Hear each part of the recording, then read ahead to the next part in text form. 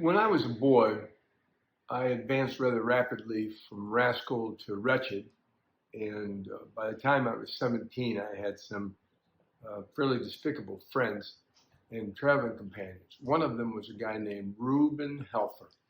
Rube was probably 37 years old when I was 17, and he was something about him was distinctively different.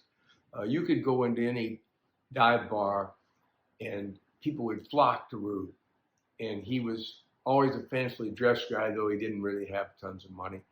And there was something in him, and I never could quite identify why people were drawn to him until one day I realized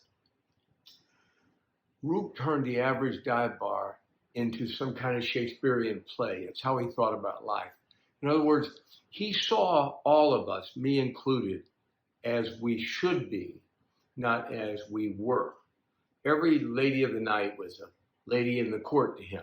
Every bus driver was some kind of gallant officer of the court. He saw everybody as they could be and should be, and he didn't seem to notice that they weren't any of those things. They had none of those qualities or none of those aspirations, or certainly none of those careers. But the people were drawn to this strange fire that Rube had. He had something in him that was so magnificent. It wasn't pretend. It wasn't put on. It was always genuine. When he looked at you and said, "Billy, this is what you can be. This is how Billy, you ought to do this." You always were something so much grander than you really were. I was just some poor 17-year-old wretch who didn't know his left hand from his right. But Rube thought better. And he would encourage you, and the whole world was better for having Reuben Helfer alive. Now, why am I telling you this? I'm telling you this because as a Christian now, I realize one of the things that we miss out on is we have the ability, we're the only people who walk into the pub or walk into the schoolroom, where we walk. We have the ability to see the people as they are, meaning what?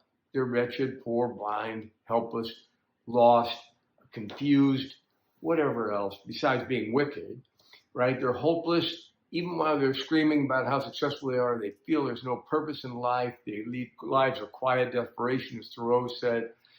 They cracked open the nut and found the nut and found it empty, as E.A. Robinson said. Life hasn't been good to these people. We have the ability to tell them about the providence of God. There's a reason that person was born and is alive today. There's a reason I met them today. There's a reason for everything that God does. All of his ways are known to him from all eternity. And that means today is known to him from all eternity, right?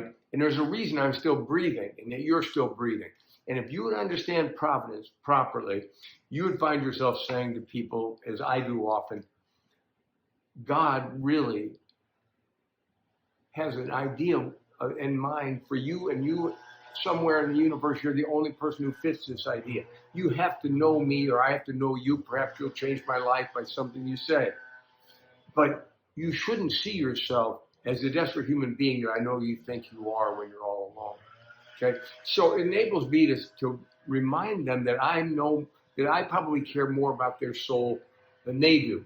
Even while they're decrying the fact and saying, I don't have a soul, I'm saying, you not only have a soul, it's inestimable value.